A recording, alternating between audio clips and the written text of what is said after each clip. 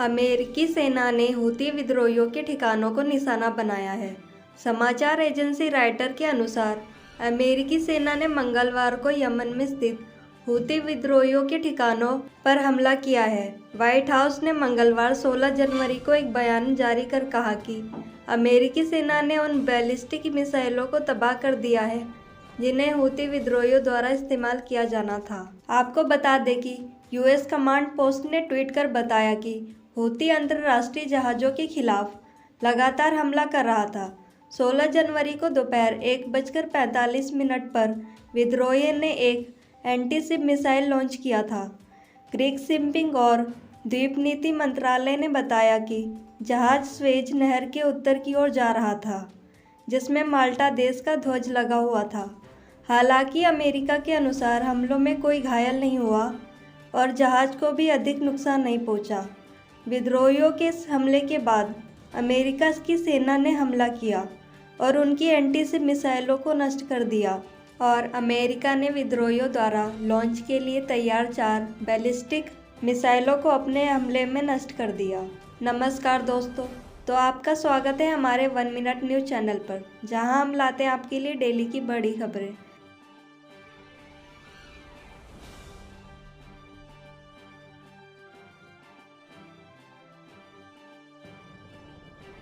अगर आपने अभी तक हमारी वीडियो को लाइक नहीं किया है तो जल्दी से लाइक कर दीजिए ताकि ऐसी और वीडियो आपके लिए लाते रहें। जानकारी के मुताबिक हूती विद्रोहियों का कहना है कि वे फ़लस्तीनियों के साथ एकजुटता से काम कर रहे हैं।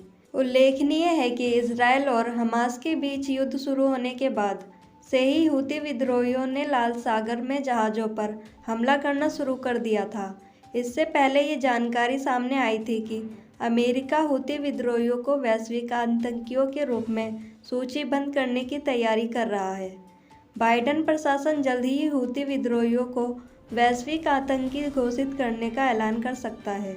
इसी पर व्हाइट हाउस के अधिकारी जॉन किर्बी का कहना है कि अगर समूह आगे भी हमले जारी रखेगा तो अमेरिका उसका मुकाबला करता रहेगा।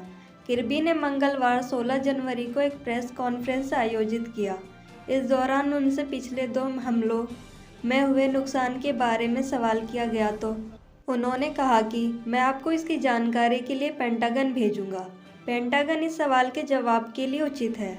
उनका कहना था, मैंने पहले ही कहा था कि हूती हमारे हमले के बाद किसी न किसी रूप में जवाबी कार्रवाई करेंगे और उन्होंने किया भी। अमेरिका ने उन्हें जवाब देने के लिए हमला किया है और उनकी सैन्य क्षमता को बाधित करने के लिए भी हमला किया था। हालांकि जहां तक बात है युद्ध क्षति के आकलन की, तो इसका जवाब पेंटागन बेहतर दे सकता है। किर्बी ने आगे कहा कि हमें पता है कि समूह के पास अब भी सैन्य शक्ति है। अब उनको तय करना है कि वह इन शक्ति का इस्तेमाल कैसे करेंगे। अगर वे हमले जारी रखेंगे तो हम भी हमलों का मुंहतोड़ जवाब देंगे और उनका उचित मुकाबला करेंगे, जैसा कि हमने किया। अमेरिकी सेना ने मंगलवार को बताया कि एक कार्रवाई के दौरान उन्होंने हूती विद्रोहियों के लिए जा रहे एक जहाज़ से ईरान में निर्मित मिसाइलें और हथियारों को जब्त भी किया है। हालांकि इस दौरान अमेरिका के 2 कमांडो लापता हो गए हैं। वीडियो ख़त्म होने से पहले अगर आपने अभी तक हमारे चैनल को सब्सक्राइब नहीं किया है तो जल्दी से कर दीजिए ताकि ऐसी बड़ी खबरों का नोटिफिकेशन सबसे पहले आप तक पहुँचे। दुनिया भर के क्रिकेटर प्रेमियों को इंडियन प्रीमियर लीग के 17वें सीज़न यानी आईपीएल 2024 का बेसब्री से इंतज़ार है। आईपीएल 2024 की शुरुआत कब से होगी, इसके बारे में अभी कोई आधिकारिक जानकारी नहीं है। मीडिया रिपोर्ट्स की माने तो 2024 आईपीएल सीज़न 22 मार्च से शुरू होकर मई के अंत तक चलेगा। आईपीएल 2024 का पहला match defending champion Chennai super king और गुजरात टाइटंस के बीच खेला जाएगा। हालांकि बीसीसीआई ने अभी तक आईपीएल 2024 का शेड्यूल जारी नहीं किया है। हालांकि इस साल 1 जून से अमेरिका और वेस्टइंडीज़ की मेजबानी में 2024 टी20 वर्ल्ड कप खेला जाना है और भारत में लोकसभा चुनाव भी होने हैं। यही वजह है कि आईपीएल 2024 का शेड्यूल लोकसभा चुनाव को ध्यान में रखते हुए बनाया जाएगा। पूर्व में चुनाव के कारण आईपीएल देश से बाहर भी खेले गए हैं, लेकिन बीसीसीआई चाहता है कि आईपीएल 2024 को भारत में ही आयोजित किया जाए।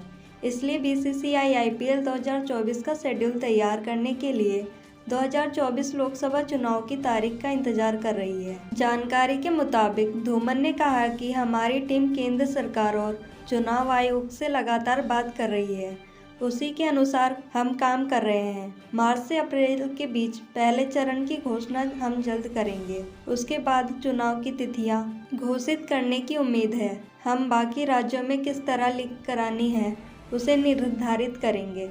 आईपीएल की ओपनिंग और क्लोजिंग सेरेमनी भी कराई जाएगी, इसी पर काम भी चल रहा है।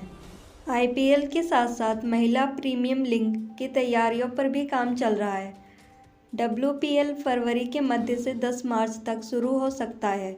इसी बीच खबर सामने आ रही है कि WPL विश्व की दूसरी सबसे बड़ी महिला लीग बन गई है। WPL पिछली बार मुंबई में हुई थी, लेकिन इस बार फ्रेंचाइजी और प्रशंसकों को ध्यान में रखते हुए इसे 2 शहरों बेंगलुरु और दिल्ली में कराने की कोशिश हो रही है। महिला प्रीमियम लीग पिछले वर्ष शुरू की गई थी, लेकिन जिस तरह का प्रशंसकों और फ्रेंचाइजी की ओर से लीग को लेकर प्रतिक्रिया आई है, उससे ये दुनिया की दूसरी सबसे बड़ी महिला लीग बन गई है और ये एक बड़े गौरव की बात है। पिछला WPL का फाइनल लग ही नहीं रहा था कि यह पुरुषों का फाइनल है या महिलाओं का। दुनिया के दूसरे क्रिकेट बोर्ड के क्रिकेटर भी इससे जुड़ना चाहते हैं, ये एक बड़ी बात है। इस लीग के बाद हमारे राज्यों की अकादमी में एकदम से महिला क्रिकेटर की मांग बढ़ गई है। वहाँ बड़ी संख्या में बेटियां क्रिकेटर को अपनाने आ रही हैं। माता पिता बड़ी संख्या में अपनी बेटियों को लेकर अकादमी में आ सकते हैं। इलाहाबाद हाई कोर्ट में जनहित याचिका दाखिल कर प्रधानमंत्री नरेंद्र मोदी द्वारा अयोध्या में निर्माणाधीन मंदिर में रामलला की मूर्ति की प्राण प्रतिष्ठा कार्यक्रम पर रोक लगाने की मांग की गई है। याचिका में प्राण प्रतिष्ठा को लेकर शंकराचार्य द्वारा उठाई गई आपत्तियों का हवाला देते हुए इसे सनातन परंपरा के खिलाफ बताया गया है। जानकारी के मुताबिक प्रतिद्वंदियों द्वारा कहा गया है कि भाजपा आगामी लोकसभा चुनाव का लाभ उठाने के लिए ये कर रही है। याचिका पर तुरंत सुनवाई की मांग की गई है। गाजियाबाद के भोला दास की ओर से दाखिल याचिका में कहा गया है कि अयोध्या में 22 जनवरी को धार्मिक कार्यक्रम आयोजित होने जा रहा है। वहां पर निर्माणाधीन मंदिर में रामलला की मूर्ति की प्राण प्रतिष्ठा होगी। ये प्राण प्रतिष्ठा प्रधानमंत्री नरेंद्र मोदी के द्वारा की जाएगी और इसमें उत्तर प्रदेश के मुख्यमंत्री योगी आदित्यनाथ भी शामिल हो रहे हैं, जो कि गलत है। याची ने अपनी जनहित याचिका में इसके लिए कई आधार बताए हैं। याची की ओर से कहा गया है कि यह प्राण प्रतिष्ठा गलत है क्योंकि सनातन धर्म के अगुवा शंकराचार्यों की ओर से इस पर आपत्ति उठाई गई है। दूसरा, पूष महीने में कोई धार्मिक कार्यक्रम आयोजित नहीं किए जाते हैं। 25 जनवरी को पूर्णिमा है, पूर्णिमा तक कोई धार्मिक आयोजित नहीं होते हैं। तीसरा, मंदिर अभी निर्माणाधीन है। अपूर्ण मंदिर में किसी भी देवी देवता की प्राण प्रतिष्ठा नहीं हो सकती है। देवी देवताओं की प्राण प्रतिष्ठा पूर्ण मंदिर में होती है। इसके अलावा पीएम और सीएम योगी का इस पर प्राण प्रतिष्ठा कार्यक्रम में शामिल होना संविधान के खिलाफ है, क्योंकि देश का संविधान भाईचारे को बढ़ावा देने वाला है। पीएम और सीएम के ऐसे कार्यक्रमों में शामिल होने से देश के भाईचारे की भावना को झटका लगेगा, जो कि सही नहीं है। याची अधिवक्ता अनिल कुमार बिंद ने बताया कि पीएम मोदी के कार्यक्रम पर रोक लगाने वाली जनहित याचिका मंगलवार को दाखिल हो गई है। कोशिश की जाएगी कि उस पर हाईकोर्ट जल्दी सुनवाई कर याचिका स्वीकार कर ले।